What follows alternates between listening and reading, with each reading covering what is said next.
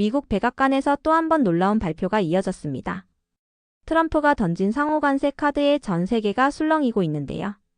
특히 한국이 예전처럼 조용히 지나갈 상대가 아니라는 반응이 곳곳에서 터져나옵니다. 한국이 이렇게 강경하게 나오다니라는 목소리도 있고 이대로 가면 진짜 무역전쟁 아니냐며 우려하는 시각도 있는데요. 갑작스러운 발표 뒤에 숨은 속내는 무엇이고 한국 정부와 기업들은 어떻게 대응하려는 걸까요? 모두가 긴장하는 지금 과연 어떤 파장이 펼쳐질까요? 저는 올리버 젠슨이라고 합니다. 뉴욕에서 20년 넘게 경제 전문가로 일하며 온갖 흐름을 지켜봤지만 이번처럼 사람들의 이목이 집중되는 무역 이슈는 드물었습니다. 어느 날 아침에 사무실에 들어섰을 때 모든 이가 똑같은 화제를 꺼내고 있었습니다. 트럼프발 상호관세라는 말이 거대한 파도처럼 다가오면서 이게 단순히 선언으로 끝나지 않고 국제 무역 전쟁의 신호탄이 될 수 있다는 우려가 순식간에 퍼져나갔습니다. 제 동료들은 하나같이 얼굴에 긴장감을 띠고 있었습니다. 누군가는 뉴스를 통해 현대제철이 예의주시 중이라 하고 또 누군가는 한국 정부가 이에 반발할 움직임을 보이고 있다고 말했습니다. 저 역시 지난밤에 경제 전문 포털에서 비슷한 기사를 읽었는데 기업인 인터뷰를 인용해 산업계가 초긴장 상태로 접어들었다는 문장이 눈에 유독 들어왔습니다. 뉴욕 한복판에서 그 기사를 본 순간 저도 모르게 커피잔을 쥔 손에 힘이 들어갔습니다. 이 분야에서 오래 일하다 보면 정치적 수사가 실제 정책으로 이어지는 사례를 수도 없이 봅니다. 그리고 그 결과가 언제나 시장에 미묘한 파장을 일으키는 것을 알고 있습니다. 점심 무렵 회의실에서 마주친 다른 애널리스트가 말했습니다. 설마 미국과 한국이 정말 관세를 주고받는 갈등까지 갈까요? 서로 중요한 동맹국인데. 저는 한쪽 어깨를 으쓱하면서 대답했습니다. 동맹이든 뭐든 경제적 이해관계가 걸리면 생각보다 험악해지는 게 무역 분쟁이에요. 그러자 그는 인상을 찌푸리며 지난 시절 철강 분야에서 벌어졌던 갈등 사례를 하나 언급했습니다. 미국이 특정 국가 철강에 징벌적 관세를 매겼더니 그 반발로 상대국이 보복 관세를 물렸다는 이야기였습니다. 저는 그 일로 인해 중소제조업체들이 줄도산했던 기사들을 똑똑히 기억하고 있습니다. 그러니 상호관세라는 말이 그냥 흘려들을 정도로 가벼운 이슈가 아닌 것이 분명했습니다. 저녁에 퇴근하며 타임스스퀘어 전광판에 떠오른 뉴스 자막에서도 이 화제를 비중 있게 다루고 있었습니다. 짧은 자막에는 트럼프발 상호관세, 국제무역전쟁 신호탄 대나라는 문구가 반짝였고 뒤이어 현대제철 현대차그룹 등 산업계 초긴장이라는 문장이 흘렀습니다. 순간 주변 인파 속에서 누군가 이번엔 좀 심각해 보이는데라고 말하는 게 들렸습니다. 사람들은 그저 스쳐 지나가는 뉴욕의 군상이었지만 대화 내용만은 전 세계적으로 관심이 모아지는 바로 그 주제였습니다. 그날 밤 저는 집에 돌아와 모니터 앞에 앉아 미국 정부와 한국 정부가 최근 내놓은 성명을 차례대로 읽어봤습니다. 미국 쪽은 불공정 무역 관행을 바로잡기 위해서라면 필요한 모든 수단을 쓰겠다고 강경한 입장을 피력했고 한국 쪽도 부당한 조치가 현실화된다면 상응하는 조치를 취할 것이라고 못 박았습니다. 그 문장들을 읽는 동안 머릿속에 떠오르는 그림은 마치 팽팽한 줄다리기를 하는 양국이 조금도 물러설 기미 없이 서로를 노려보는 장면이었습니다. 특히 관세가 실제로 부과되기 시작하면 현대제철에서 수출하는 철강 제품이 가장 먼저 직격탄을 맞을 가능성이 높다는 분석이 보였습니다. 뉴스 해설가들은 자동차 분야도 타격을 피하기 어렵다고 말했습니다. 현대차그룹이 글로벌 시장에서 미국은 빼놓을 수 없는 주요 무대이니 그 파장이 어디까지 갈지 모른다는 겁니다. 다음날 아침 월가 근처의 커피숍에서 간단히 식사를 하며 제 지인 몇 명을 만났습니다. 그들은 트레이더이자 동시에 금융권에서 데이터 분석 업무를 맡고 있는 이들이었는데 모두 이 문제에 대해 말할 때 목소리가 낮아지는 걸 봤습니다. 한 명이 제게 말했습니다. 우리 투자자들이 요새 제일 예민하게 묻는 게 바로 이건데 실제로 상호관세가 발동되면 한국 기업들 주가는 어찌 될 거냐는 거죠. 만약 산업 전반이 교착 상태에 빠지면 현대제철만이 아니라 여타 관련 주식들도 연쇄적으로 흔들릴 겁니다. 저는 고개를 끄덕이며 그 영향이 업종을 구분짓지 않고 광범위하게 번질 수 있다고 답했습니다. 무역전쟁이란 게 딱 한 분야만 타격하고 끝나는 일이 드물고 연쇄작용으로 다른 산업까지 휘청이게 만듭니다.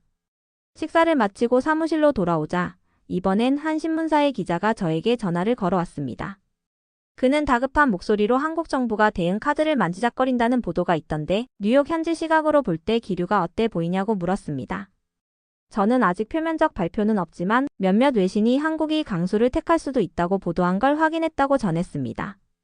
그 기자는 한숨을 내쉬면서 정말 상호 보복 관세가 현실화되면 소비자 물가나 기업, 실적이 한꺼번에 요동칠 텐데 걱정이네요 라는 말을 덧붙였습니다. 여론에 예민한 기자조차 이렇게 말할 정도면 이미 현장의 분위기가 얼마나 살벌해졌는지 가늠할 수 있었습니다. 점심시간 무렵 사무실 안에서 데이터 차트를 들여다보던 중 어느 시점에 갑자기 철강 관련 주가가 출렁이는 게 포착되었습니다. 흡사 누군가 대량 매도를 시작한 것처럼 보였는데 알고 보니 곧이어 흘러나온 루머가 트럼프 대통령이 한국산 철강에 우선적으로 추가 관세를 매길 것이라는 미확인 보도와 맞물려 있었습니다. 그러고는 반나절쯤 지나서 다른 매체가 그런 계획은 아직 확정되지 않았다고 반박 기사를 냈더니 주가가 살짝 회복되긴 했지만 이미 시장 전체가 들썩인 뒤였습니다. 이처럼 루머 한 줄에 흔들리는 시장을 보면서 저는 다시 한번 무역 전쟁 가능성의 파괴력을 실감했습니다. 뉴스만 보더라도 한국 정부가 가만히 있지 않겠다는 뉘앙스를 풍기고 있었습니다. 특히 어떤 언론에서는 정부 대변인이 부당한 관세가 현실화될 경우 우리도 미국산 제품에 합당한 대응을 검토할 수 있다는 말을 했다고 전했습니다. 이는 상호관세로 이어질 수 있음을 암시하는 강경 발언이었습니다. 거기에 대해 백악관 쪽 인사가 미국이 진정으로 원하는 건 공정한 무역 환경이라고 언급하며 물러서지 않겠다는 입장을 굳히자 스튜디오에 모여있던 경제 해설진도 한 목소리로 이 갈등은 생각보다 쉽게 끝나지 않을 것이라고 전망했습니다. 그 장면을 보던 저는 불현듯 머릿속에 오래전 읽었던 보호무역 관련 서적의 한 구절이 떠올랐습니다. 거기에선 관세가 정치적 수단으로 변질될 때 시장 혼란이 극대화된다는 내용이 있었는데 지금이 딱 그러한 징후가 보이는 순간이라는 생각이 들었습니다. 저는 일련의 흐름을 조금 더 깊이 파악하기 위해 현대제철과 현대차그룹 내부 사정을 잘 아는 업계 지인들에게 연락을 돌려봤습니다. 대부분 입을 조심하고 있었지만 드문드문 흘러나오는 말들이 분위기가 심각하다는 걸 알려줬습니다. 현대제철의 한 직원은 요즘 팀장급 이상, 간부들이 거의 연일 비상회의에 들어가 있는 상태라고 귀띔했습니다. 아직 뾰족한 대책이 마련된 건 아니지만 미국 수출 물량이나 거래선을 다른 시장으로 전환하는 시나리오까지 모색해야 한다는 겁니다. 하지만 그렇게 간단히 옮길 수 있는 게 아니기에 난감하다는 한숨을 쉬더군요. 현대차그룹 쪽 이야기도 비슷했습니다. 미국이 우리 수출의 큰 비중을 차지하는데 관세 부담이 커지면 차량 가격 경쟁력이 떨어진다. 현지 생산 확대라는 카드가 있으나 그 역시 새로운 비용을 수반한다는 식의 고민이 깊다는 전언이었습니다. 사실 한국 정부도 마찬가지 딜레마에 처해 있습니다. 미국과 잘 지내야 하는 동맹 관계는 정치 외교적 이유만으로도 중요합니다. 그런데 이 무역 문제에서까지 완전히 양보할 수는 없으니 강경 대응을 시사하되 동시에 물밑 협상을 병행할 것으로 예상됩니다. 제가 예전에 알고 지낸 외교관 한 분께서 말하길 문제는 트럼프 대통령이란 사람이 한번 마음을 굳히면 좀처럼 되돌리지 않는 스타일이라는 것이라고 하더군요. 거기에다가 한국도 정권 차원에서 국민이 납득할 만한 태도를 보여야 하니 상호 간의 자존심 대결처럼 번지는 시나리오가 충분히 있을 법합니다. 제 주변 동료들은 입을 모아 이야기합니다. 정말로 무역 전쟁이 벌어진다면 이건 단순한 철강 자동차 문제가 아니라 세계 공급망 전체에 충격이 갈 수 있어. 무역 전쟁이 진행될 때 가장 먼저 흔들리는 건 다름 아닌 거래 안정성입니다. 기업들은 불확실성을 가장 두려워합니다. 생산 설비를 어디에 둘지, 원자재를 어느 나라에서 조달할지, 해외 지사를 어떻게 운영할지 등 전략이 전부 관세 변화에 연동될 수밖에 없기 때문입니다. 예컨대 현대차그룹이 조지아주 등에 생산 공장을 두긴 했어도 여전히 핵심 부품이나 기술은 한국에서 들여가는 경우가 많습니다. 관세가 폭등하면 차량 가격이 오르거나 수익 구조가 흔들리니 소비자들도 가격 인상분을 떠안게 될 겁니다. 일련의 사태가 어디로 흘러갈지 가늠하기 어려운 상황이라 사람들은 일단 각자의 위치에서 긴장하며 지켜보는 분위기입니다. 제가 아는 어떤 무역 컨설턴트는 기업들이 지금 할 수 있는 건 가상 시나리오를 미리 돌려보는 것뿐이라며 한숨을 쉬었습니다. 관세가 10% 붙으면 어떨지, 25%가 되면 어떻게 될지, 공장 이전 시 비용이 얼마나 들지, 한국 정부가 보복관세를 매기면 그건 다시 미국 내 경제에 어떻게 반영될지. 이런 시뮬레이션 파일만 해도 수십 가지가 된다는 얘기를 전했습니다. 뉴욕 월가에서는 투자자들이 예민하게 반응하고 있습니다. 대규모 펀드를 운영하는 매니저들이 요 며칠 사이 주식 비중을 줄이거나 다른 지역의 투자 비중을 옮기는 움직임이 관찰된다는 말이 있습니다. 이른바 관망세라는 건데 무역 전쟁이 현실화되면 주가가 급락할 가능성이 커지니까 일단 방어적으로 자산을 재배치하려는 것입니다. 오랫동안 경제 분석 업무를 해온 제 입장에서도 이런 흐름이 단순한 일시적 해프닝이 아니라 갈등이 깊어지기 시작했음을 알리는 징후로 보입니다. 한편으로는 제가 종종 회의적인 시각을 가지는 이유 중 하나는 이전에도 유사한 갈등이 시작됐다가 막판에 협상이 타결되면서 용두사미로 끝난 사례를 봤기 때문입니다. 외교 무대에서 각자 말은 세게 해도 실제로 서로가 큰 피해를 입기 원치 않아 물밑 타협을 이루는 경우가 있었지요. 그러나 이번에는 정치적 이슈가 더욱 민감하게 얽혀 있고 트럼프 대통령의 스타일도 격렬하기로 유명합니다. 한국 정부 역시 내부적으로 잘못 대응했다가는 국내 여론의 치명타가 될 수 있다는 계산을 할 겁니다. 그래서 예전보다 훨씬 타협점을 찾기 어려울지도 모르겠습니다. 며칠 전 저는 한글로벌 경제 포럼에 참석했다가 거기서 만난 한국계 기업 임원에게 직접 물어봤습니다. 정말 이런 관세 문제가 길어지면 현대제철이나 현대차그룹 같은 대기업들은 어떻게 대응할까요? 미국 생산을 더 늘리나요? 그분은 난처한 표정으로 단기적으로는 쉽지 않죠. 공장 하나 지으려면 몇 년 걸리고 부품 공급망도 전부 손봐야 해요. 이미 미국에 일부 공장이 있긴 하지만 모든 모델을 현지에서 만들 순 없잖아요. 그래도 관세 문제로 수익성이 훼손되면 어쩔 수 없이 미국 내 생산을 확대할 가능성도 있긴 해요 라고 대답했습니다. 그 말은 즉 기업 입장에서 가벼운 선택지가 아니라는 뜻이었습니다.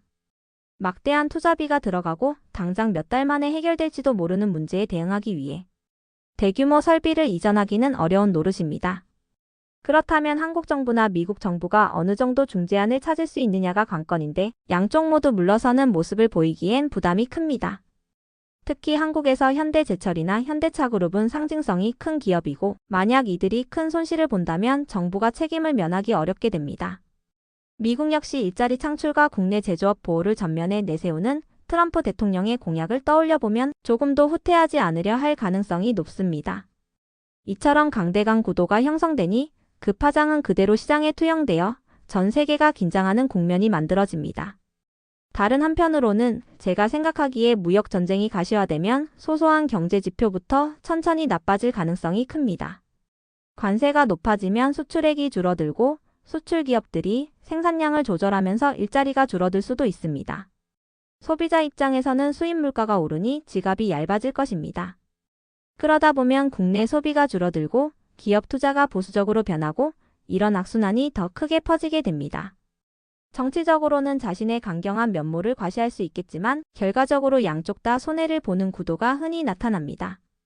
그럼에도 불구하고 정권이나 지도자가 그 순간을 지지층, 결집의 기회로 활용한다면 타협이 늦어질 수밖에 없습니다. 회사가 정한 목표 숫자나 정부가 발표하는 매출 전망 같은 것도 신뢰도가 떨어질 수 있습니다. 현대제철 내부에서 수출 목표를 아무리 높게 잡아봤자 관세가 2030%씩 붙어버리면 예상 외 변수로 인해 목표를 달성하기 어려워질 것입니다. 현대차그룹도 마찬가지로 가격 경쟁력을 잃는 순간 시장 점유율을 지키기 힘들어지니 향후 모델 전략부터 마케팅까지 전부 뒤흔들릴 것입니다.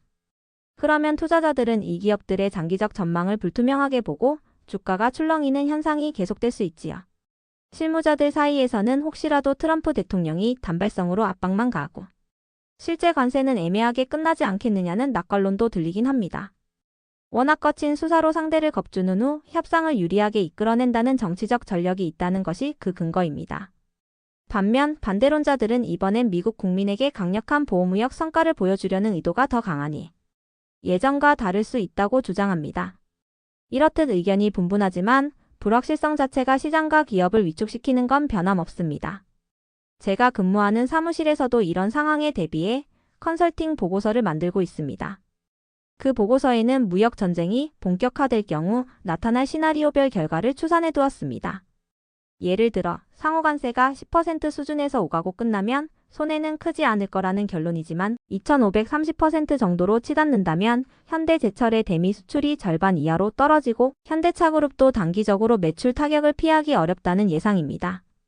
저는 이 수치를 보며 정부 간 협상이 어디서 멈추느냐에 따라 기업 운명이 극적으로 갈릴 수 있구나 하고 느꼈습니다.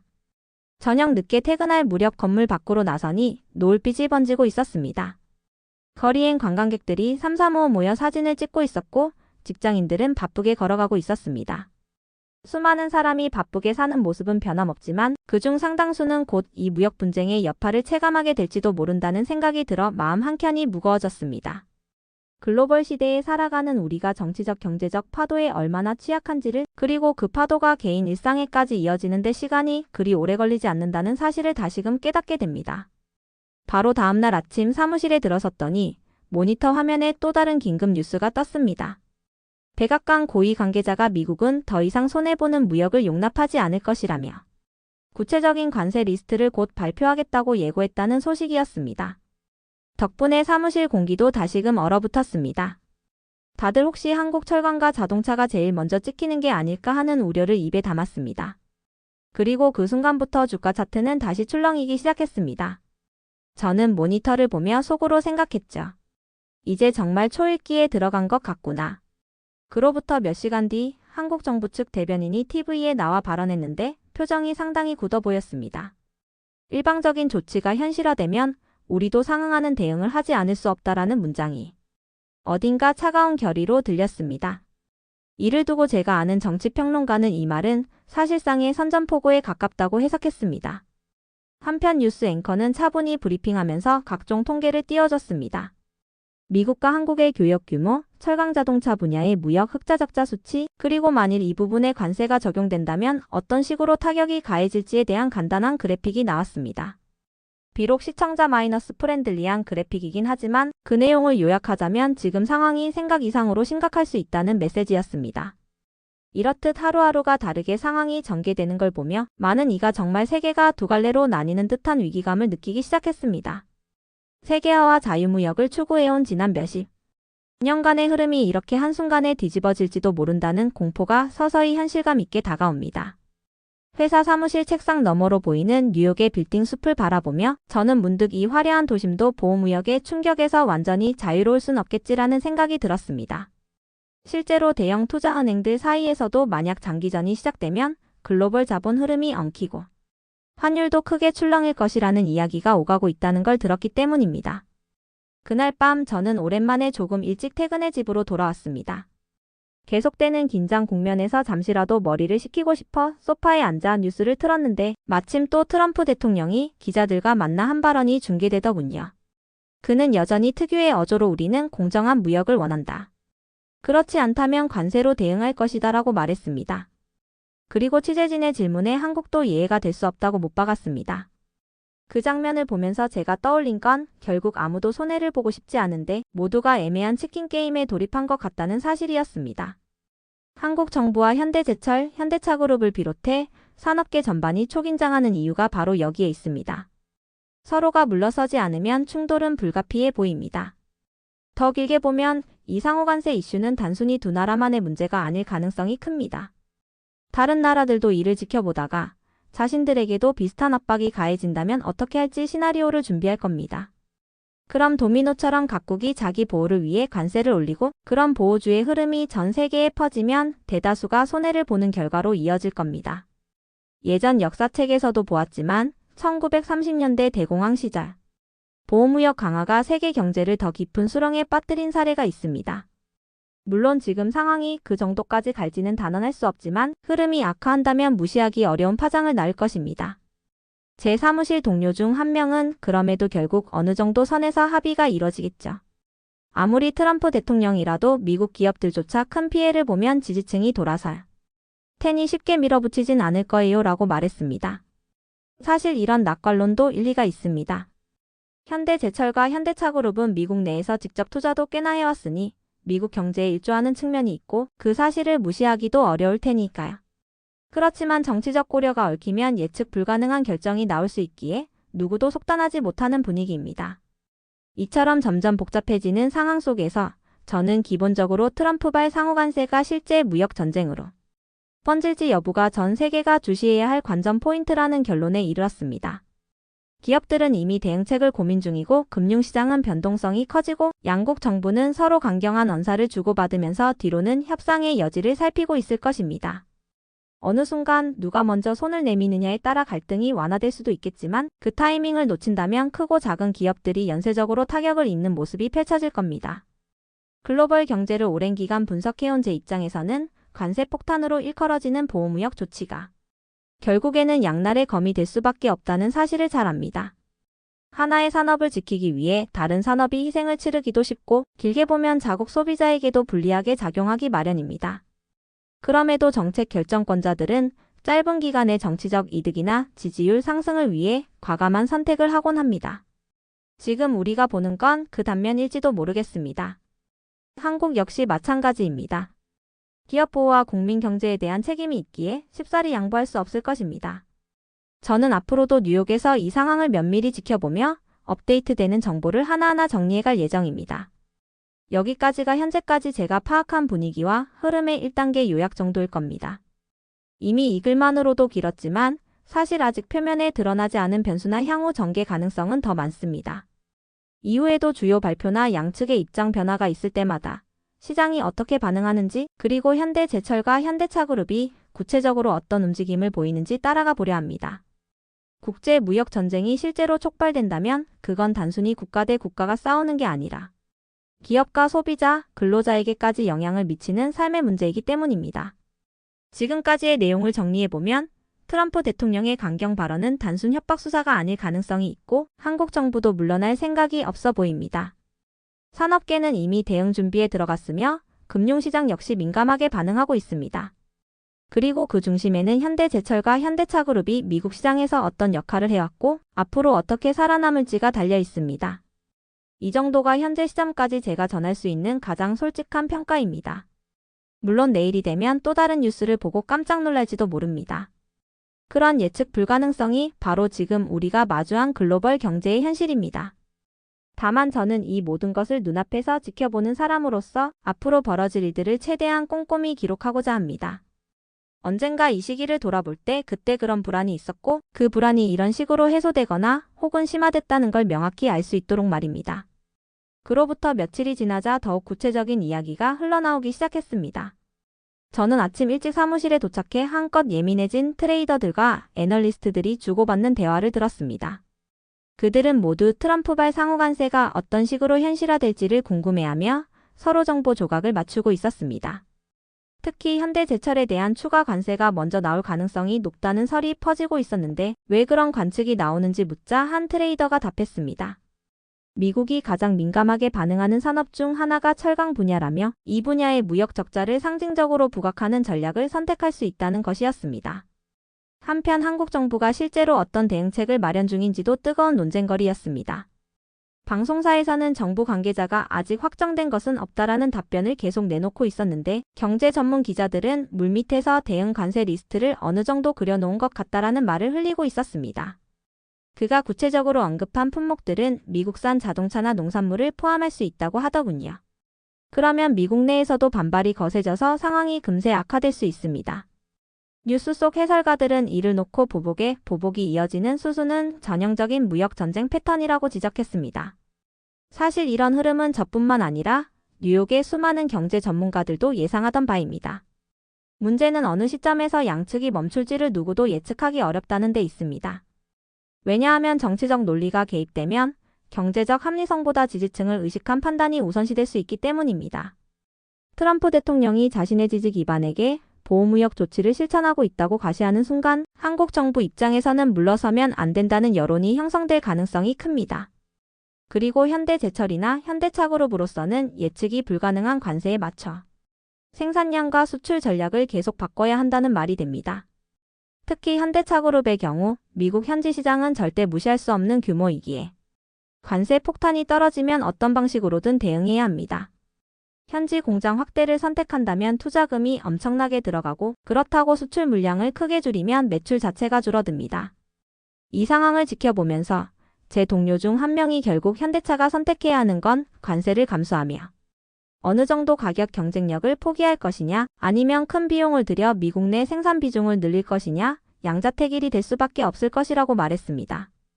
그 말에 다른 분석가는 정말로 관세가 지속된다면 자동차 업계 전반에 영향을 끼칠 텐데 한국 기업만의 문제가 아닐 수도 있다라고 맞장구 쳤습니다.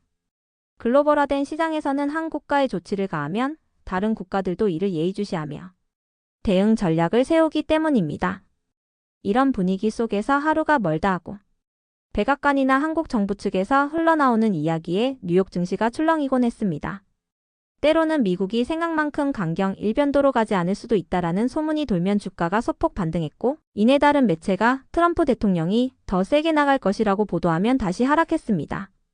주식 그래프를 보면 사람들이 얼마나 불확실성을 싫어하는지 분명히 드러납니다. 안 그래도 경기 흐름이 예측하기 어려운데 거기에 정치적 리스크가 가중되니 투자가 숨을 죽이는 것입니다.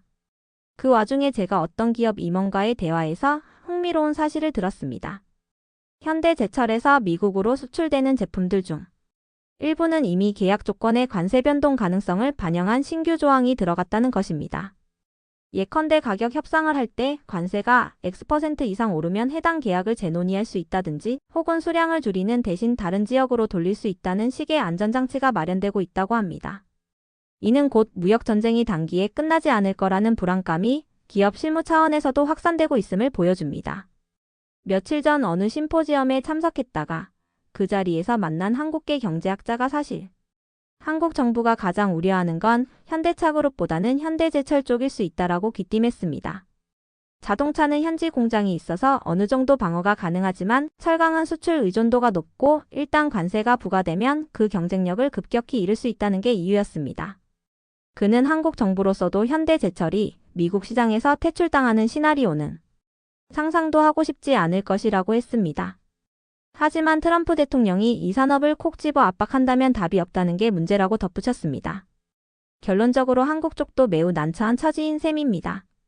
그 얘기를 들은 후 저는 연쇄 반응을 더 구체적으로 생각해 봤습니다. 만약 현대제철이 수출량을 크게 줄이면 그 파트너 기업들도 물량 감소로 타격을 받을 거고, 그러면 한국 내 철강 관련 일자리와 지역 경제가 상당한 충격을 받을 겁니다. 그 영향이 다시 정부의 지지율과 내부 여론으로 이어져 정부로 하여금 더 강경한 대응책을 내놓도록 압박할 가능성이 큽니다. 그리고 이 강경 대응이 다시 미국을 자극해 양측이 극단으로 치달을 수 있다는 거죠.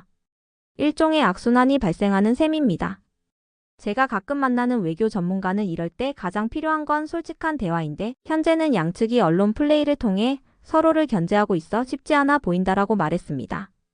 그는 한미 정상 간 직접 회담이나 고위급 인사의 왕래가 이루어지면 국면이 잠시나마 진정될 가능성도 있지만 그 시점이 언제가 될지는 불투명하다고 했습니다.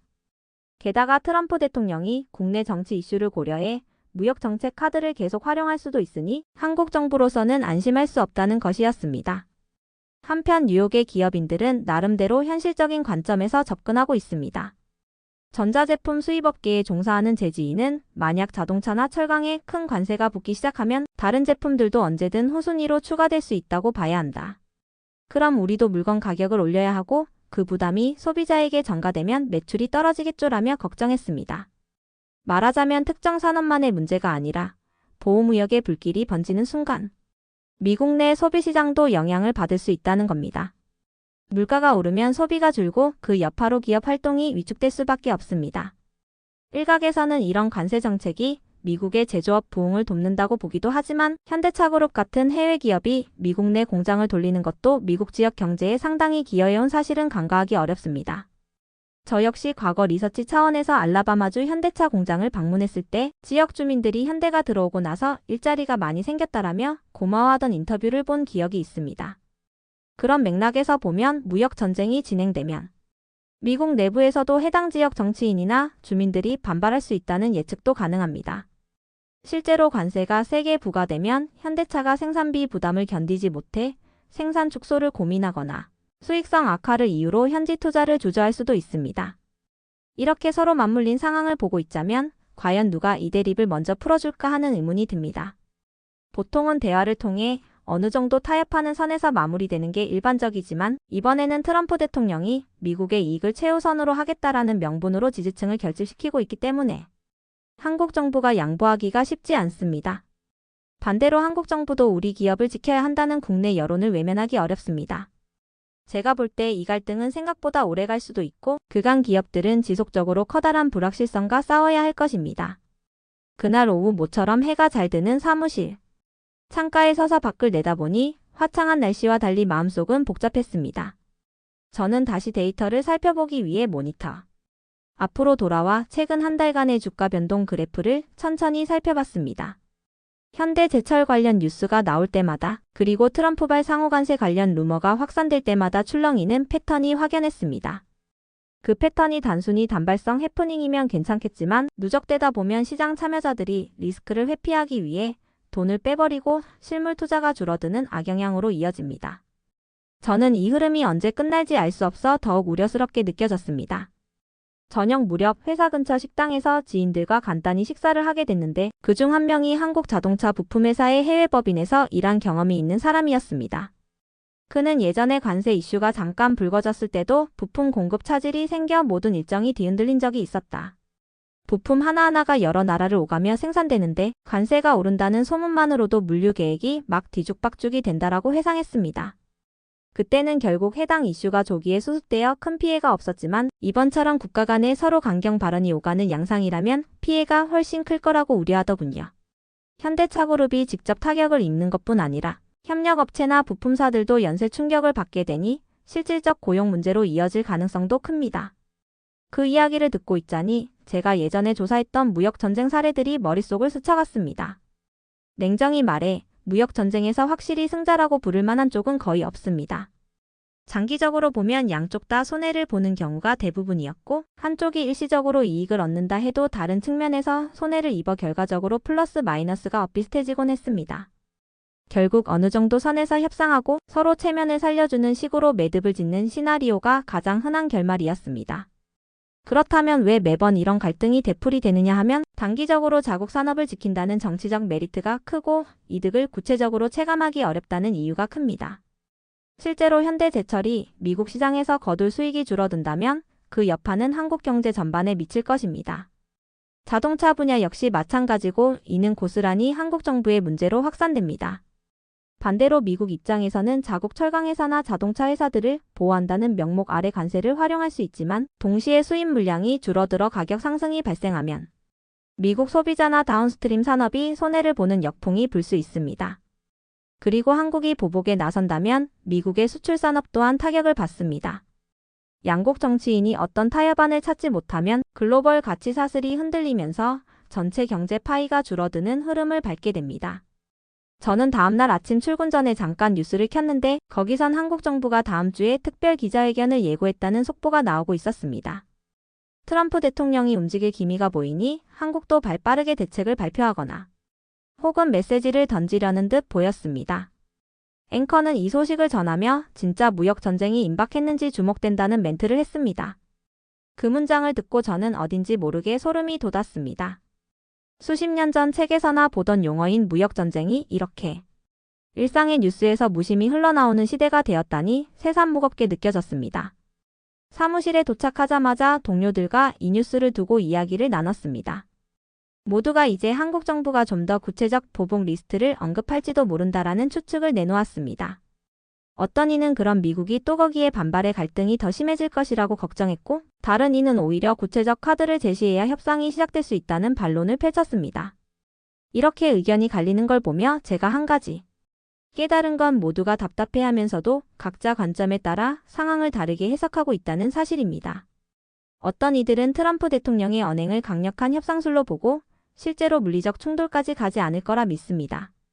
반면 어떤 이들은 트럼프 대통령 특유의 예측 불가능한 스타일을 감안할 때 정말로 관세를 퍼부을 거라고 우려합니다. 한국 정부의 태도도 마찬가지입니다. 일부는 유연한 협상을 기대하지만 일부는 이미 정부가 너무 강경하다며 위기를 부추기고 있다고 비판하기도 합니다. 이런 엇갈린 시선이 바로 지금 우리 현실을 더욱 복잡하게 만드는 요인인 듯합니다. 점심시간 이후 저는 누군가 공유한 보고서를 받았습니다. 어떤 연구소에서 작성한 이 보고서는 트럼프발 상호관세가 실제로 발효될 때 나타날 수 있는 구체적 지표 변동을 예측해 놓았는데 1년 뒤 한국의 철강 수출액이 최대 30% 감소하고 자동차 분야 수출도 15% 정도 감소할 수 있다고 분석했습니다. 물론 가정이 많은 시뮬레이션이긴 하지만 그 숫자 자체가 주는 충격은 무시 못할 정도였습니다. 반대로 미국도 소비자 물가가 약 23%까지 오를 수 있고 일부 산업에서 인력 감축이 발생할 가능성을 배제할 수 없다고 서술되어 있었습니다. 그날 오후에는 외신들이 현대제철이 미국 내 대한 시장을 모색 중이라는 보도를 내놓았습니다.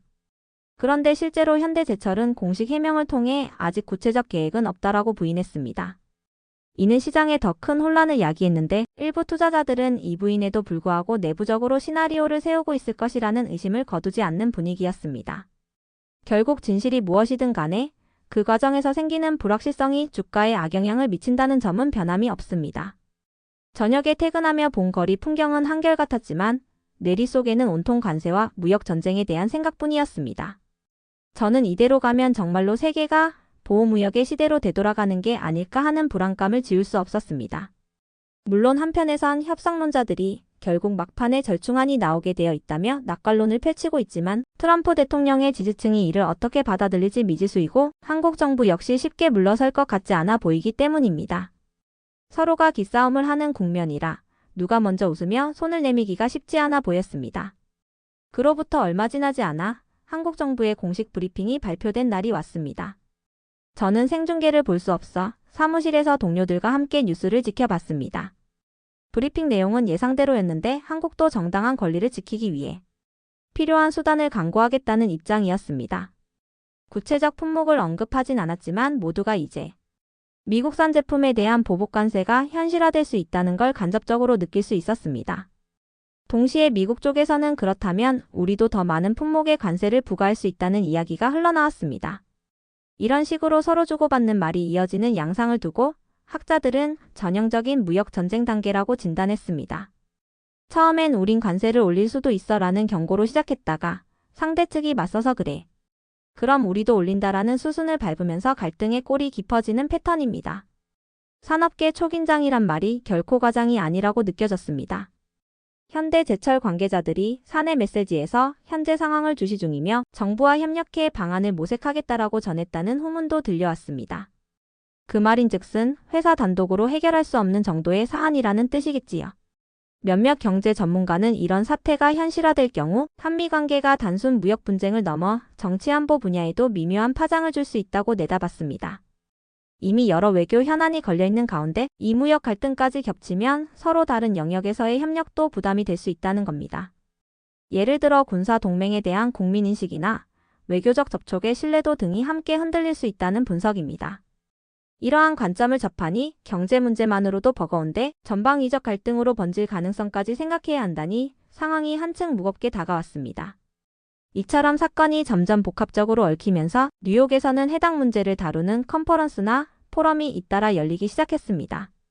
저는 그중 한 세미나에 참석해 전문가들의 토론을 들었습니다. 트럼프발 상호관세가 과연 오래 갈까? 아니면 시끄럽다가 금방 끝날까를 놓고 의견이 엇갈리더군요.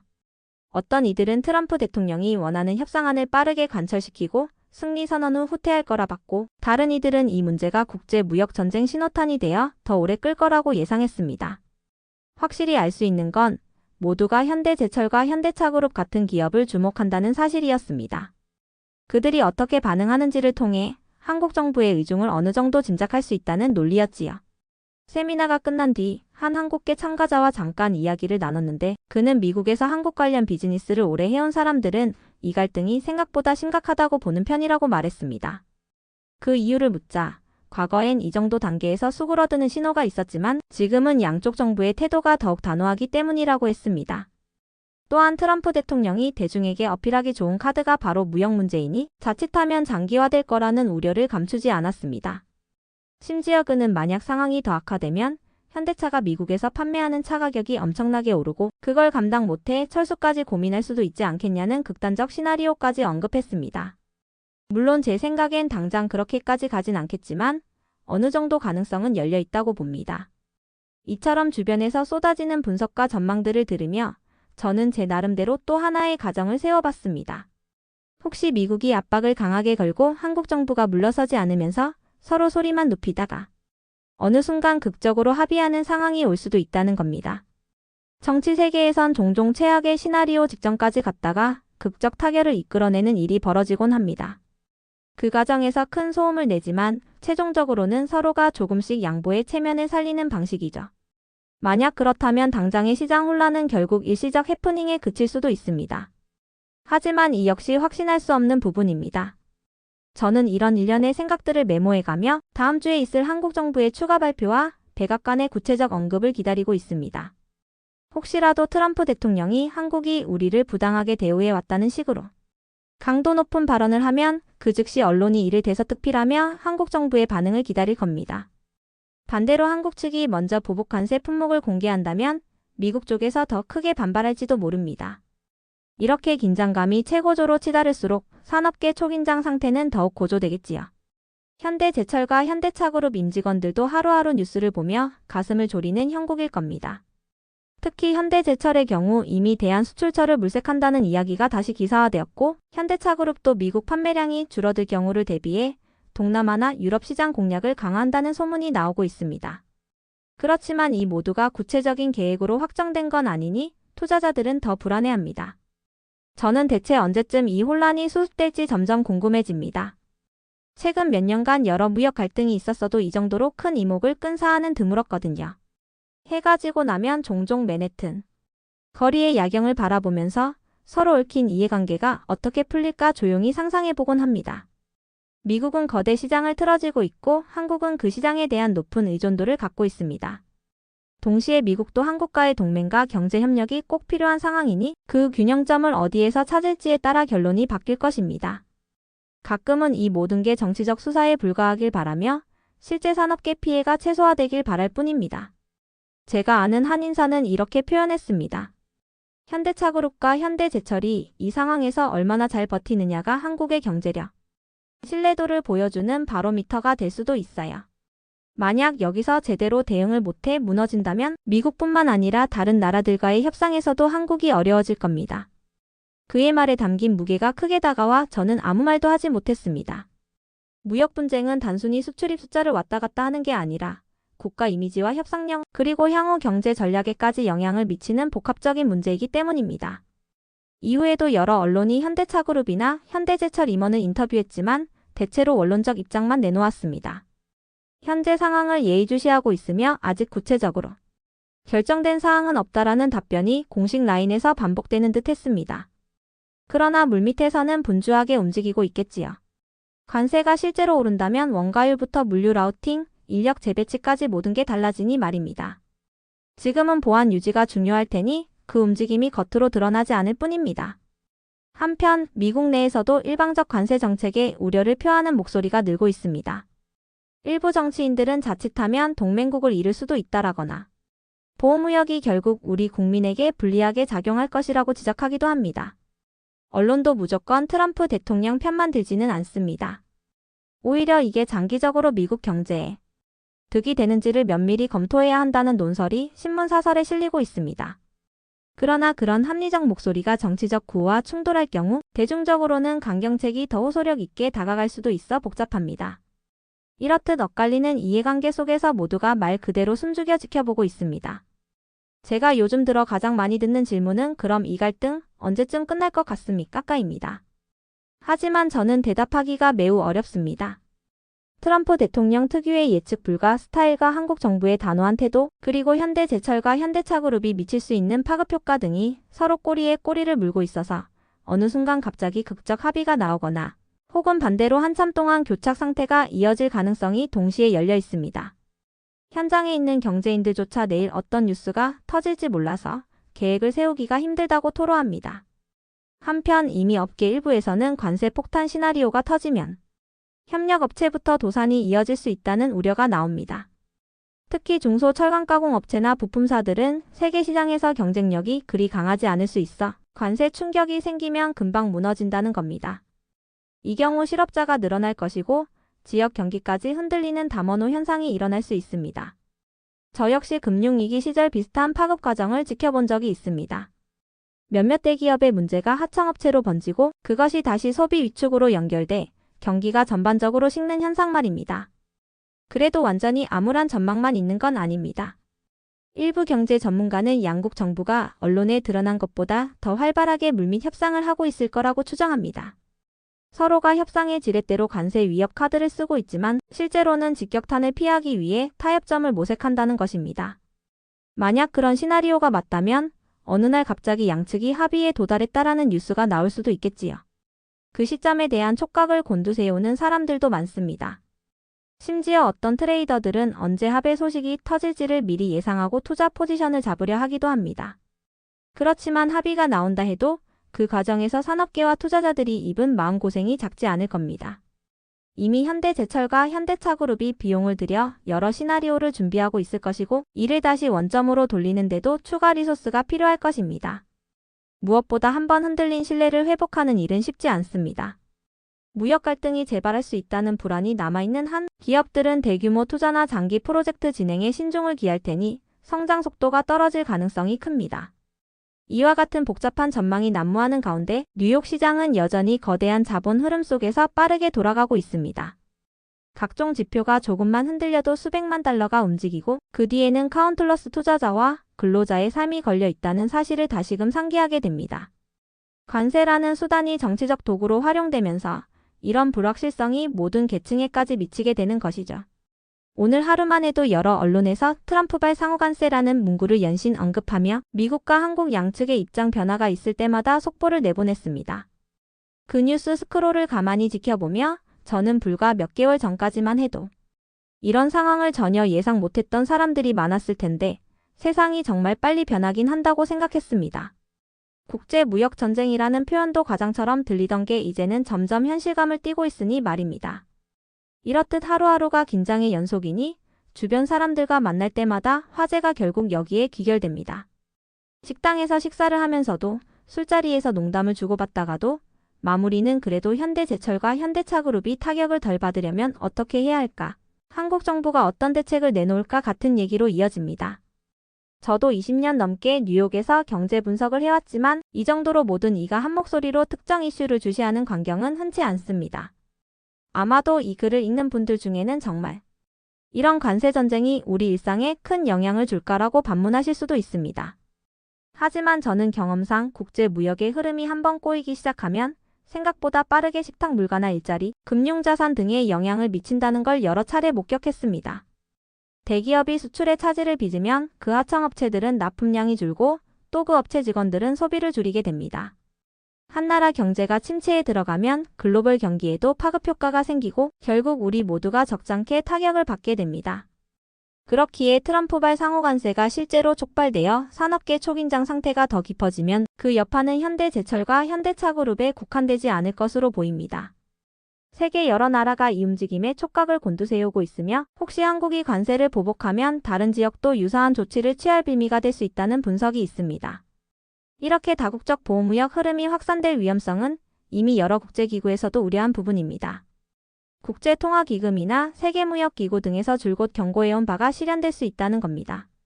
물론 지금 단계에서 제가 최종 결론을 내릴 수는 없습니다. 다만 분명한 건 이 문제를 단순히 양국 간 마찰로 치부하기엔 그 스케일이 너무 크고 얽힌 이해관계도 복잡하다는 것입니다. 트럼프 대통령의 지지층이 원하는 것, 한국 정부가 지키고 싶은 것, 그리고 현대제철과 현대차그룹이 앞으로 글로벌 시장에서 성장해야 하는 과제 등이 서로 맞물려 있기 때문입니다. 그 어디에서도 쉽사리 양보하거나 포기하기 힘든 요소들이 많습니다. 저는 앞으로도 뉴욕에서 이 상황을 면밀히 추적할 계획입니다. 그리고 별다른 극적 반전이 없는 한 갈등은 점차 가속화될 공산이 큽니다. 물론 그 정점에서 양국 지도자가 합의할 수도 있고 혹은 생각하지 못했던 전혀 다른 요인이 개입돼 판을 흔들 수도 있습니다. 국제정치와 경제가 맞물리면 예측 불가능성이 크게 높아지니까요. 제 경험상 몇 달 뒤 지금을 돌아보며 우리가 그땐 너무 예민했나 하고 웃을 수도 있고 아니면 이때가 이미 전조였는데 우린 대비가 부족했다라고 후회할 수도 있습니다. 언젠가 이 글을 보시는 분들이 뒤늦게라도 당시 상황이 어땠는지 궁금해할지 모르니 최대한 자세히 기록을 남기고 싶었습니다. 트럼프발 상호관세라는 말이 처음 나왔을 때부터 현대제철과 현대차그룹이 초긴장 상태에 돌입하고 한국 정부와 미국 정부가 서로 각을 세우는 장면이 뉴욕 한복판에서 어떻게 받아들여졌는지 솔직히 담아두고 싶었습니다. 이건 단지 경제 뉴스가 아니라 국가 간 힘겨루기가 어떤 식으로 우리 삶에 파급되는지를 보여주는 생생한 사례니까요. 여기까지가 제가 전하는 두 번째 분량의 이야기입니다. 아직 결론은 나지 않았고 앞으로도 많은 변수가 남아 있습니다. 하지만 적어도 지금까지의 흐름은 점차 갈등이 심화되는 방향으로 보입니다. 매일 아침 일어나면 혹시나 어제 밤사이 발표된 새로운 소식이 없는지부터 확인하는 습관이 생겼고 그만큼 시장도 압박을 느끼는 중입니다. 현대제철과 현대차그룹 그리고 한국 정부가 어떻게 움직이는지 트럼프 대통령이 또 어떤 트윗을 올릴지 하나하나가 모두 중요한 퍼즐 조각이 되었습니다. 끝으로 제가 강조하고 싶은 건 언제나 이렇듯 대외 갈등이 생기면 업계 내부와 금융시장, 소비자 모두가 불안정한 시간을 겪는다는 점입니다. 그래서 속히 해결되길 바라는 마음이 있지만 정치적 계산이 껴들면 일이 쉽게 풀리지 않는 법이지요. 앞으로 또 어떤 일이 벌어질지 제 입장에선 한 치 앞도 장담하기 어렵습니다. 그저 계속 정보를 모으고 뉴욕 현장에서 느끼는 공기를 전하는 수밖에 없을 것 같습니다. 며칠 전부터 저는 새로운 관측과 루머가 쏟아지는 상황을 지켜보며 이 갈등이 한층 더 복잡해졌다는 느낌을 받았습니다. 처음에는 관세 문제를 둘러싼 한미 간 충돌이라는 단순 구도가 부각되었지만 요즘 들어서는 다른 나라들도 이 흐름에 촉각을 곤두세우고 있다는 정황이 보도되기 시작했기 때문입니다. 유럽이나 중국, 일본 같은 주요 무역 파트너들도 만약 미국이 한국에 대해서만 상호관세를 가동한다면 자기들도 어떤 식으로든 대응책을 강구할 수 있다는 의중을 보이고 있다는 겁니다. 실제로 여러 국제 매체가 그런 가능성을 언급하며 트럼프발 상호관세가 국제 무역 전쟁의 기폭제가 될 수 있다고 우려하고 있습니다. 이제는 미국과 한국이 서로 치킨 게임을 벌이는 가운데 세계 각국이 옆에서 이를 지켜보며 각자의 이익을 계산하는 형세로 보입니다. 어느 날 아침 출근길에 월가 근처의 작은 카페에 들렀는데 거기서 만난 한 국제정치 전문가는 이렇게 말했습니다. 한미 간 관세 갈등이 표면적으로는 양자 문제 같아 보이지만 실제로는 여러 나라가 이 기회를 이용해 미국이나 한국에 추가 요구를 하거나 반대로 미국이 다른 무역 파트너들에게도 압박을 가할 빌미로 삼을 수 있다고요. 저는 그의 말을 들으며 이 사태가 단순히 현대제철이나 현대차그룹만의 문제가 아니라 훨씬 더 큰 틀에서 벌어지는 전략적 각축의 일환일 수 있겠다는 생각이 들었습니다. 당장 뉴욕 금융시장에서도 미국이 한국을 압박해 얻어내려는 것이 과연 단순한 관세 이득뿐일까 하는 의심을 품는 사람들이 늘고 있습니다. 혹시 군사안보 분야나 다른 통상, 협정 등 더 중요한 카드를 꺼내기 위한 명분으로 상호관세를 언급하는 건 아닐까 하는 추측이죠. 그렇게 보면 한국 정부 입장에서도 함부로 물러서기 어렵겠다는 해석이 가능해집니다. 한 관계자는 지나가듯 그런 말을 하더군요. 관세는 빙산의 일각일 뿐이고 실제 목적은 따로 있을 수 있다는 겁니다. 현대제철과 현대차그룹 입장에서는 이런 국제정치의 흐름에 직접 발언권을 행사하긴 어렵습니다. 다만 그 여파를 가장 직설적으로 맡는 당사자 중 하나라는 점은 분명합니다. 만약 미국이 단순히 관세율을 높이는 정도로 끝나면 그나마 나을지 모르나 무역전쟁이 심화되어 한국의 다른 산업까지 압박을 받으면 종합적으로 시장 환경이 악화될 수밖에 없습니다. 현대제철이 철강 수출에 타격을 입고 현대차그룹이 자동차 수출에서 손실을 본다면 협력업체나 부품사까지 도미노처럼 흔들릴 것이기 때문입니다. 그 결과 한국 경제 전반이 흔들리면 내수 시장에서도 악영향을 받게 되고 다시금 기업 경영이 위축되는 악순환이 일어날 가능성이 큽니다. 그 흐름을 뉴욕에서 바라보는 제 시각은 복합적입니다. 한편으로는 이 갈등이 곧 해결될 수도 있다는 일말의 기대를 품고 있습니다. 국제무역의 역사를 보면 극단으로 치달을 드십다가도 결국 협상을 통해 봉합된 사례가 적지 않았으니까요. 정치 지도자들이 서로 얼굴을 붉히다가도 막판에는 양쪽 체면을 살리는 방식으로 타협점을 찾는 시기입니다. 가령 한국이 미국산 농산물이나 특정 분야에 조금 문호를 열어주고 미국은 철강이나 자동차 관세를 유예하는 형태가 될 수도 있습니다. 이렇게 합의가 이루어지면 겉으로는 서로가 이긴 것처럼 포장하고 갈등을 종결짓는 일이 과거에도 여러 번 있었습니다. 그러나 현실적으로 트럼프 대통령의 스타일을 감안하면 그렇게 쉽게 끝나지 않을지도 모릅니다. 그는 내부 지지층에게 확실한 결과물을 제시해야 할 필요성이 크고 보통의 정치인처럼 협상의 중간 지점을 찾는 대신 원하는 결과를 얻기 위해 압박을 극대화하는 방식을 즐겨 쓰기 때문입니다. 한국 정부도 국민과 언론의 시선 때문에 물러서면 비판받을 가능성이 큽니다. 특히 현대제철과 현대차그룹이 상징하는 한국 제조업 경쟁력이 위협받고 있는 만큼 눈에 띄는 저자세를 보이긴 어려울 겁니다. 그런 복합적인 맥락이 맞물리면 이 갈등이 한동안 지속되거나 극적 타결이 되더라도 뒷맛이 개운치 않을 수 있습니다. 며칠 전 저는 한 무역법 전문 로펌에서 일하는 변호사와 식사를 할 기회가 있었습니다. 그가 전해준 얘기에 따르면 요즘 들어 미국 기업들 중에서도 한국과 거래하는 회사들이 불안감을 느껴 그에게 자문을 구하고 있다고 합니다. 예컨대 한국에서 들여오는 철강이나 부품으로 제품을 만들어 파는 미국 업체가 관세 인상으로 제조 원가가 치솟을까봐 무서워한다는 겁니다.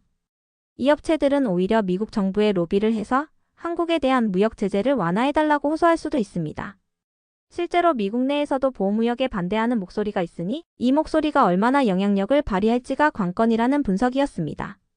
현대제철 쪽 사정을 조금 더 들어보면 이미 유럽이나 동남아 등 다른 시장을 탐색하려는 시도가 이뤄지고 있다고 합니다.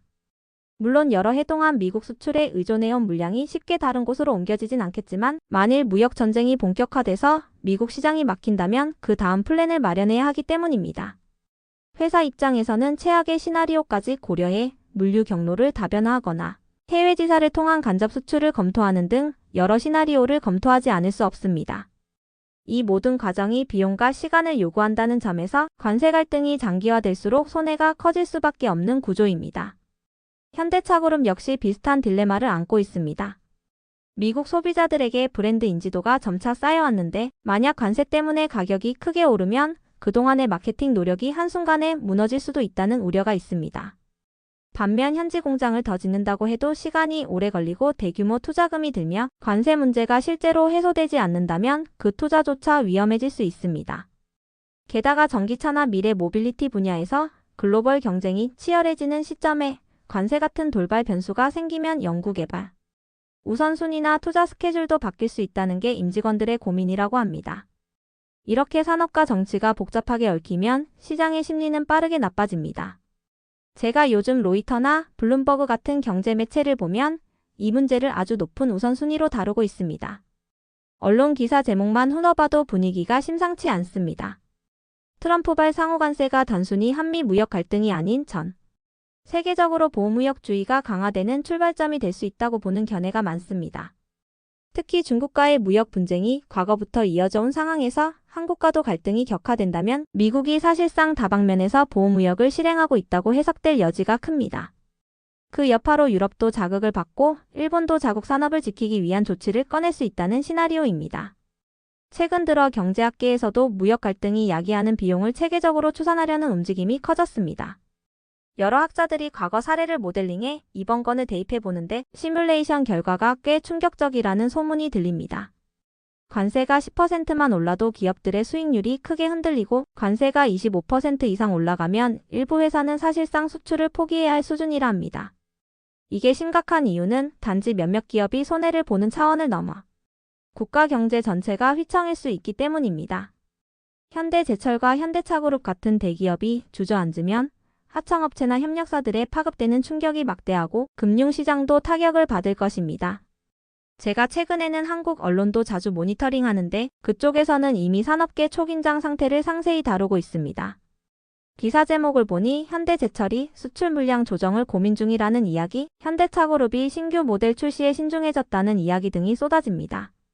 이런 뉴스가 한번 뜰 때마다 뉴욕의 투자자들도 관심을 보이며 한국 쪽 반응이 심상치 않다고 이야기하곤 합니다. 저 역시 정말로 상호관세가 발동된다면 얼마나 파급력이 클지를 반복적으로 점검하고 있습니다. 미국 쪽에서도 기업들이 한국에 수출하는 제품 목록을 다시 들여다보며 보복관세 가능성을 계산하고 있으니 어느 한쪽만 불안한 게 아닙니다. 며칠 전 한 재계 인사가 흥미로운 관측을 내놓았습니다. 이 갈등이 계속되면 오히려 미국 내 몇몇 주에서 현대차그룹이나 현대제철을 적극 유치하려고 시도할 수도 있다는 겁니다. 관세 부담을 피하려면 현지 생산을 늘리라는 논리를 앞세워 세제 혜택이나 부지 지원 등을 제한할 가능성이 있다는 거지요. 물론 이는 대단한 비용을 수반하는 프로젝트이니 기업도 쉽게 결정할 수 없겠지만 미국 주 정부 입장에서는 새로운 투자와 일자리를 유치하는 기회가 될 수 있습니다. 실제로 트럼프 행정부도 그런 방향을 선호한다면 관세 압박을 통해 해외 기업들을 미국 땅으로 끌어들이려는 전략을 펼칠 수 있습니다. 문제는 그 과정에서 현대제철이나 현대차그룹이 얼마나 큰 출혈을 감수해야 하느냐입니다. 이미 조립 공장이나 특정 생산 라인을 미국에 두고 있긴 하지만 철강의 경우 한국에서 생산한 뒤 수출하는 비중이 여전히 높고 자동차도 주요 부품을 한국에서 들여오는 체제가 안정적입니다. 공장 하나 세우려면 부지 선정, 인프라 건설, 노동자 채용, 지방정부 허가 등 복잡한 일이 한두 가지가 아닙니다. 그걸 감수하고라도 미국행을 택할 것인지 아니면 관세를 감수하면서라도 현 체제를 유지할지 본사 차원에서도 쉽지 않은 선택이 될 겁니다. 뉴욕에서는 이런 문제들을 다루는 컨설팅 회사들이 갑작스레 바빠졌다는 얘기도 들립니다. 각 기업이 생존 전략을 모색하느라 해외 전문가를 불러들여 여러 각도로 시나리오 분석을 하고 있다는 겁니다. 저도 한번 컨설팅 업계 종사자와 대화를 나눠봤더니 요즘 문의 전화가 끊이질 않는다. 무역 전쟁이 현실화될 경우 회사들이 어떻게 비용 구조를 재편해야 할지, 어떻게 공급망을 변경할지 매일같이 묻고 있다라고 하더군요. 정작 구체적인 확답을 주기 어려운 건 정책이 너무 가변적이어서다 싶었습니다. 백악관이나 한국 정부 어느 쪽이든 새 소식이 나오면 시나리오가 전부 달라지니 고객들에게도 조금 더 지켜보시라고 할 수밖에 없다고 했습니다. 저도 이 사태가 어디로 흘러갈지 확신하기 어렵지만 한 가지 분명한 건 시간이 지날수록 해결이 어려워진다는 점입니다. 상호 불신이 쌓이고 기업들의 체감 압박이 커질수록 시장이 위축되고 그로 인해 정치적 계산도 더 복잡해집니다. 특히 현대제철과 현대차그룹 정도 규모의 기업들은 사업 계획을 1년 단위로 훌쩍 넘겨 기계 잡기 때문에 지금처럼 중장기 예측이 불투명할 때 가장 골치가 아픕니다. 신차 개발이나 철강 설비 투자를 결정해야 하는 시기가 돌아오는데 관세가 어떻게 변할지 몰라서 손발이 묶이는 셈이니까요. 이쯤 되면 사람들은 그럼 도대체 언제 끝나느냐라는 질문을 다시 하게 됩니다. 만약 트럼프 대통령이 국내 정치 일정이나 지지율을 고려해 조만간 무역 협상을 하나의 치적으로 삼으려 한다면 의외로 빠르게 합의가 나올 가능성도 있다고 봅니다. 한국 정부가 어느 정도 양보안을 제시하거나 미국 내에서 현대차그룹의 공장 확대 계획을 발표하는 식으로 서로 체면을 살리는 그림이 나올 수 있지 않을까요? 물론 이를 낙관론이라 부를 수도 있습니다. 반대로 미국이 계속 강경 노선을 유지하고 한국도 이에 질세라 강력 대응을 선언하는 식으로 가면 진짜 무역 전쟁이 발발해 어느 한쪽이 크게 다치지 않고는 끝나기 어려울 수 있습니다. 최근 SNS나 온라인 커뮤니티를 보면 각계 전문가와 일반 시민들이 이 문제에 대해 갑론을박을 벌이고 있습니다. 한편에는 자유무역이 이미 한계에 다다른 것 아니냐, 각국이 자국 산업을 지키려는 보호무역으로 돌아서는 게 당연하다는 의견도 있습니다. 또 다른 한편에서는 이 모든 게 정치적 쇼맨십일 뿐이고 실제로 문턱을 넘지는 않을 거라고 말합니다. 저는 어느 쪽 의견이 옳다고 단정짓긴 어려우나 시장 현장에 있으면서 느끼는 바로는 사람들이 이 문제를 꽤 심각하게 받아들이고 있음을 확신합니다. 특히 철강과 자동차는 한 나라의 산업, 경쟁력을 가늠하는 대표 분야로 꼽히기 때문에 한국에서 이 문제에 민감하게 반응하는 것도 무리가 아닙니다. 현 정부가 산업계와 긴밀히 소통한다며 각종 대책 회의를 열고 있다고는 하지만 트럼프 행정부의 움직임이 워낙 예측 불가능하니 쉽게 결론을 내리기 어렵겠지요. 저 역시 20년 넘게 경제 분석을 해왔지만 이렇게 전 세계가 하나의 관세 이슈를 초긴장 상태로 바라보는 장면은 흔치 않아 보입니다. 얼마 전에는 한국 주재의 미국 대사관 근처에서 양국 간 무역 갈등을 우려하는 목소리가 담긴 현수막도 걸렸다고 합니다. 일부 시민단체나 중소기업 단체가 공조해 양국 정부의 갈등을 멈추고 상생의 길을 모색하라는 메시지를 내걸었다는데 그것이 과연 얼마나 영향력을 발휘할지는 미지수입니다. 다만 이 갈등으로 인해 최종적으로 손해를 보는 건 양국 국민이고 기업일 뿐이라는 점을 상기시키는 역할은 할 수 있겠지요. 이제 뉴욕에서는 곧 대형 투자 설명회나 국제무역포럼 같은 이벤트들이 예정되어 있습니다. 그 자리에 한국과 미국의 핵심 관계자들이 참석할지도 모른다는 추측이 나옵니다. 많은 이가 그곳에서 어떤 언급이라도 나오길 기대하고 있습니다. 혹시라도 양측 정부가 대화의 문을 열어 상황을 진정시키겠다는 뉘앙스를 풍기면 시장이 즉각 반응해 주가가 상승하고 투자 심리가 개선될 수 있습니다.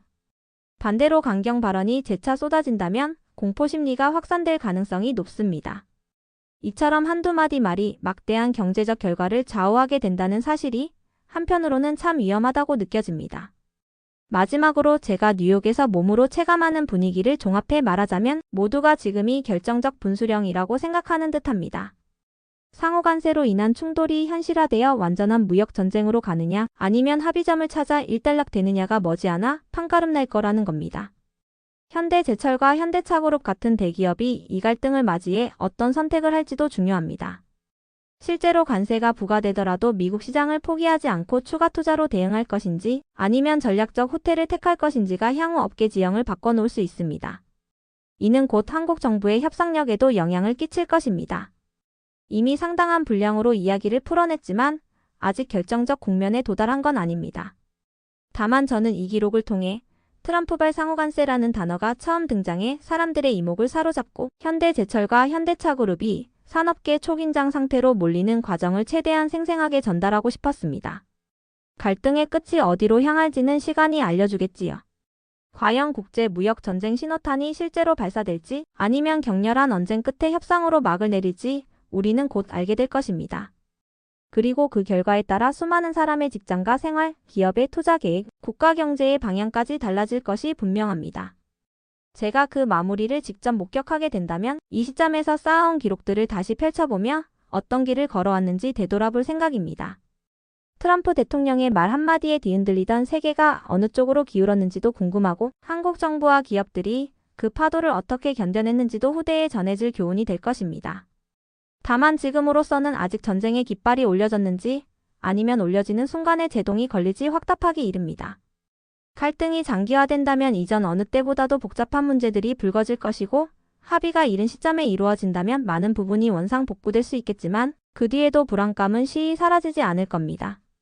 바라건대 이번 일이 결국에는 서로에게 큰 상처 없이 마무리되고 현대제철과 현대차그룹을 비롯한 산업계도 안정을 찾기를 바랍니다. 그러나 제 경험상 무역전쟁이 시작되는 순간 얻는 이익보다는 잃는 것이 더 많은 경우가 대부분이었습니다. 어떤 정치적 셈법이 작동하든 간에 협력을 통해 공동 발전을 이루는 방향이 바람직하다는 사실을 깨닫기까지 양측이 얼마나 인내심을 발휘할지는 두고 봐야겠습니다. 모든 것이 정리된 뒤 이 이야기를 차근차근 되짚어볼 수 있는 날이 오길, 그리고 그날 웃으며 결국 무역전쟁은 일어나지 않았다라고 말할 수 있길 조심스레 바라는 마음입니다. 재미있게 보셨다면 좋아요와 구독 부탁드립니다. 오늘도 야옹튜브를 방문해주셔서 진심으로 감사드립니다. 좋은 하루, 행복한 하루 되시길 바랄게요. 감사합니다. 야옹.